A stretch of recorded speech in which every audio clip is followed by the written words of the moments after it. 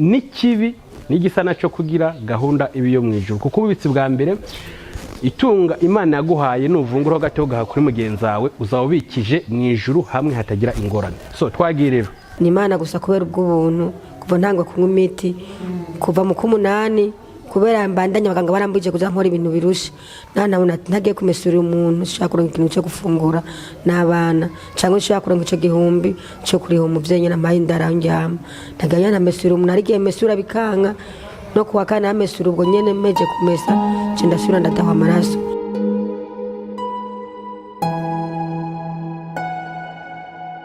Sari bakunzi ba Tarisiso Prominisa nk'ibisanzwe amahoro y'Imana nkuko nama nabivuze abane na buri mwese.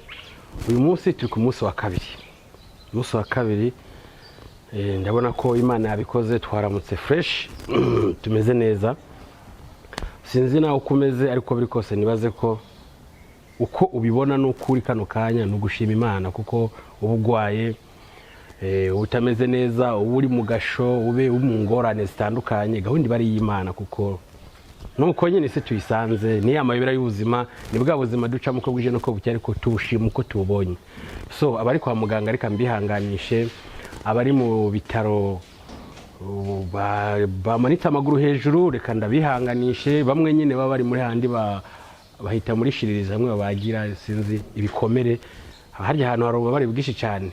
Ni byiza kubihanganisha kugira dukomezanye. So uyu munsi rero dufise igikorwa kidasanzwe gusa kuri Tarisiso Prominisa nk'ibisanzwe gahunda yacu ni yayindi fasha naye warafashwe kugira tubashe kugeraho dushikanye kuko uyu munsi hari umuntu waburaye ngo harari inzara akazinduka inzigo ntumbaze bwira mugenzi we muri kumwe hafi atiko biri kose Imana irakubona reka nimba bitameze neza uyu munsi ejo bizaba bimeze neza. So uyu munsi rero dufise gahunda yo kuja kuri Centre de Santé Kinama kugira turabe ese bimeze gute ibiri kuhabera ese abagwayi baho bimeze gute twifatikanye nabo tubasengere igishoboka n'imbaraga sukari canke ari imfungurwa tubahe kuko ntawo menya uko ejo biba bimeze no munsi turabaraba nabejo bazoturaba kuko nuko kwisi bimeze nawe nimba ari Imana yagushoboje yakurushije gusumbya abandi fata ko dukeye ushire mugenza utameze neza ejo naho hajya azokubitiraho. Twebwe rero nk'ikintu twiyemeje kuri Tarisiso Prominisa no gufasha mu gihe tugihema mu gihe tugifise akuka no kugakoresha dukora neza kuko nasanze ikintu ca mbere burya ineza ntibora mu gihe gukora neza ejo ingero y'ineza ndazi ko ari nziza ntago ari mbi kira noneho urazi ko no munsi turabirunda tukabikora imodoka nziza ikabiri ngaho ukayigendamo ariko iyo umaze kuva mu uyu mubiri umaze gupfa ya modoka nziza ntayo bagutwaramo barakota bakota ikimodoka kitameze fresh kitanabereye kabisa kimwe kigutwara ku mpanda urakizi ko cyo kimeze cyo ari ikimodoka kimeze fo naho yoza ari nziza iyo modoka ndibaza umuntu aba yirimo ko ntabameze oderi y'urayizi abamaze kuva umuntu amaze kuva mu mubiri nta cyaba kivuze. Ni hamwe bavuze ngo intari ipfuye isumbwa n'akanyegeri canke ni sinzi kuno bivuga nisazi urumva ko isazi ntareme ariko naho ukomeraho n'umumeze gute wamaze gupfa gahunda yaba yashoje ubwo basigaye gahunda yo mwijuru bivuze ko nimba utarateguriye imbere hawe neza ngo witandukanye n'ikibi usangire n'abababaye ubwo umube hafi umufashe muri bya Imana yaguhezagije ubwo ntumbaze igikurikira umaze gupfa sinzi aho ugiye kwandikisha nimba uhangana nibazo byo kwa Satani nimba uhangana no kuvuga ati Imana arabyo nakoze hama umhezagire ubwo gahunda zikurikira byo umuntu amaze gupfa ntazonze ariko biri kose warakoze neza ndibaza wakirwa n'abamarayika warakoze nabi naho kwa Satani barakubwira ati ngo tuvugane urabe ikintu wakoze ku isi tuguhembe. So ndabakunda cyane nubana nanje uraza gusobanukirwa gukora ikiza ico ukora kugira witandukanye. Sari bakunzi ba Tarisiso Prominisa nk'ibisanzwe nkuko mubona kuri kamera uyu munsi turafise abatumire badasanzwe ariko gahunda nifasha nayo warafashijwe uyu munsi uri izina turi kumwe n'abantu imbere yacu ariko ndibaza murabona ko ibibazo bafise biratandukanye ariko ngo gahunda ni y'Imana reka twifatikanye kandi tunumvirize ese nikibaga baganya ku mutima niki basaba Imana cyangwa bafasha abishoboye kugira babafashe ariko mu byo mbona turi kwa muganga uyu munsi narabavuga gahunda yacu niyo gufashanya niyo kuba hafi y'abagwayi kugira turabe niki twafashanya kugira ugwaye aremuruke ku mutima yumve ko buri umwe wese hari umuntu muri hafi kugira kamitende kazi reka rero tutangure twibaza twumva amazina yabo nico baganya ku mutima nico basaba.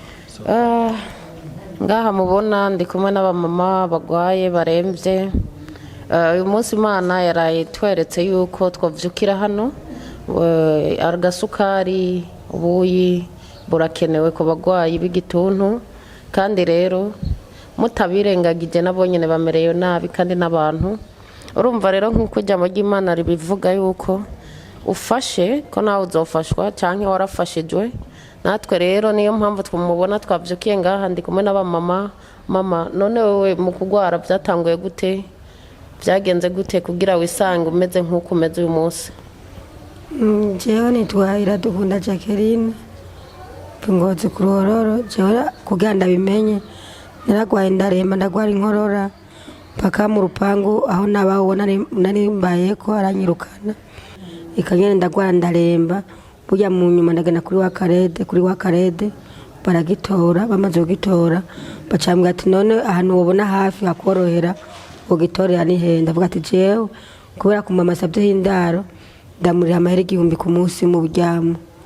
Hanyuma ndagenda nyene mba kujya gatatu, ndagenda ndagugicara mbwa ati mushire ku amasera mu Kinama nombona aho bari hafi, kubera natambuka imwe muzikamperana kubera ni namaze gusinzikara. Ubu rero n'umubiri mubona afise ni Imana gusa kubera ubw'ubuntu. Kuva ntangwa kunywa imiti kuva mu kumunani, kubera mbandanya abaganga barambuje kuza nkora ibintu birusha. Nabona ntagiye kumesurira umuntu shaka kuronka ikintu cyo gufungura n'abana, cyangwa shaka kuronka ico gihumbi cyo kuriho umuvyenyi n'amayi ndarangyama. Ndaganya na mesura umuntu arigiye mesura bikanka no kuwa kana mesura ubwo nyene meje kumesa ndasubira ndadaho amaraso. Bwesha nazo ndayibwira abaganga ngambwira ati uri kuri yice. Ndavuga ati nta bushobozi vise n'ukuntu byo kurufungura kuronka hano kuryama. Rero je cyo nosaba n'umuntu w'umusenzi banyene gukorera Imana, murabikira mwafashe nyene kuri ndagowe. Nkuko bisanzwe urumva akabero ufise uyu munsi no gushimira Imana yo yagushoboje, abaganga bakwitayeho cyane. Hama icyo usaba abantu nabati ni mumfashe kuko aho njyama ndi 1000 ku munsi. Hama ikindi naco ati ntameshe sinjya kandi ngwaye n'ubundi cyangwa nkorora amaraso. Tini murabi cyo mufasha. None urashobora kuduha kanimero kawe ka telefone nk'ufise icyo yoterera, ufise icyo yofasha umuvyeyi. Abana 5 si cyoroshe ngaho Bujumbura, namwe murabizi kubasabana indaro. Murashobora kuraba icyo mwomufasha nk'abantu b'Imana dukorera Imana na kare nayo iratwitaho. Okay, nta muntu mubaye bigano bafise telefone kiretse gusa n'umuntu umuganga nyina nkurikirana ko nagumya impanuro no bayi nomero ziwe ari n'umuntu kamutelefona akamubwira ati turondera uwitwa Jacqueline ko no kuncarika n'uranyicaritse arama impanuro kandi mu bintu byo kumvura niwankurikiranye cyane by'ukuri paka bambwira ngo bantuke mu gikumba bari mu gikumba hari mu bitaro kubana namaze gusinzikara cyane. Ngaha hirya ndabona ndi kumwe n'umutama akuze nakarora umushinga ntaye ndabibona nibaza urafise n'umuryango. None nk'ubu igituntu, ingwara y'igituntu nkowe ko numva ngo irandukira cyane, nk'ubu nkaba ndabicaye iruhande amakenga nogira ati nanjye no hava nandura canke mu kibana aho mubaye mubona biborohera kubana n'abandi bantu nta ngorane?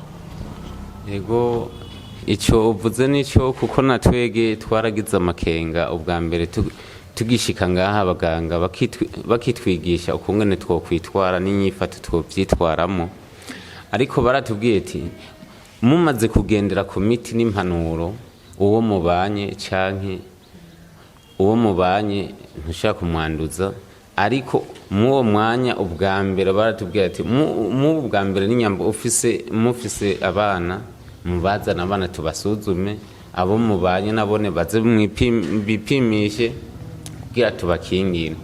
Ati ariko mukiba muriko murafata imiti turiko turabaha imiti nta kibazo, ntimushobora kwandukiza abandi kuko muba mwamaze iyo miti muba muriko murafata irabakingira ikongera igakingira nabajya muba mubanye. Yego, none nk'icyo wosaba abantu bagufashe nkawe nibaze urafise abana urafise umugore, nk'ikintu wosaba umutama yadushikanye ngaho uyu munsi nyakubahwa wo musaba ko yogufasha iki? Ikintu nosaba ko yumfasha kandi agafasha na mugenzi wanje nk'abantu twe tugwaye ingwara ntiyi y'igituntu. Ni ingwara ikomeye gose kandi ibabaza gose kandi yica gose. rero muri uwo mwanya dushyitse ngaha kwa muganga baratubuza gukora ibintu biruhisha bigira ukuntu mpaka ya miti tuyimaze. Yego no kuri icyo nosaba novuga ati twese uko turwaye indwara uko nkuko mwiyumviriye mukaza mukadufasha mutubandanye mugume muri impande yacu. Ego kubera twebwe wadutumye yari yavuze ati nimunshikire hajya mu kinama niho mvuka timubampere akabahasha. Ubuheruka twaraciye ngaha n'abandi turabaha. Urumva si rya mbere tuzokwama tuza, uyu munsi turahuye ejo tuzohura n'abandi kandi namwe akabahasha kanyu nari nakitegekanije. Ego hama nibaze yuko agasukari ubuyi birakenewe, mukomeze mwihangane kandi nibaze ko Imana izobashoboza ko na kare niko Bibiri tubwira ati gusenga ni vyiza, ibintu byose mugashira imbere Imana ko atamana dufise ntacyo twokwishoboza ko turabana b'abantu. Okay, reka mufata kanya mushimire Tarasisi of Minister yadushikanye ngaha yabarungikiye ako kabahasha akabibuka agasukari ubuyi ko bikenewe ku bagwayi nka mwebwe mumushimire. Nuko ndashimye ndakengurutse ku muvyeyi yemeye kutwitaho kandi akemera kugira umutima w'urukundo wo kutwibuka. Nuko Imana imuhezagire hari ahakuye kandi yongere imwongerereze umugisha kandi ntaci intege akomeze kuduhezagirana twebwe. Nukuri turagowe naje no kubona nja mwibarabara n'abana batanu, nukuri ndarushe kandi ndaremerewe, ariko aho ndi hose nguma niremesha kandi Imana izomperezaho njyama n'abana kandi ntekana. Ego hama ntuze kwibagira kuduha akanimero kawe ka telefone ugenda ugasabe hama turaza kugashira kuri screen. Nimushaka kumufasha uzumva wese abishoboye agira icyo yofasha umuvyeyi w'abana batanu mutama aho yakuye. Imana iguhezagire. Nk'uko mubibona yari Tarasisi Hope Minister nk'ibisanzwe, gahunda ni fasha nayo warafashijwe. Narababwiye uko bwije nuko bukeye gahunda mu gihe cyose uri hafi y'Imana, mu gihe uri hafi y'amasengesho Imana hari igihe mu mutima uzumva ko hari ikintu gisabwa kidodoye kugira ufashe uko nayo warafashijwe. Uyu munsi rero nk'uko mubibona twari turi kuri ahantu hari aho turi kwifatikanya n'abagwayi b'igituntu, murabizi ko babaye nimba nayo wakozwe ku mutima agira icyo ufashije kuko ngufasha nayo warafashijwe. Hama ni kuri Tarasisi Hope Minister nk'ibisanzwe, nibuke ko abanye nanje je uri gukora ibintu murambona suko ntakora bizima. Wowe nta kintu gusaba no gukora subscribe kugira ibiganiro byanje bigere kuri buri umwe wese, hama tubashe kwifatikanya kuko fasha nayo warafashijwe. Hama wakoze kubana nanje nejo canke giheje kwa ikiganiro runyikira mugenza umurungikire kano karinke kugira tubashe kwifatikanya. Ndabakora cyane, ciao ciao.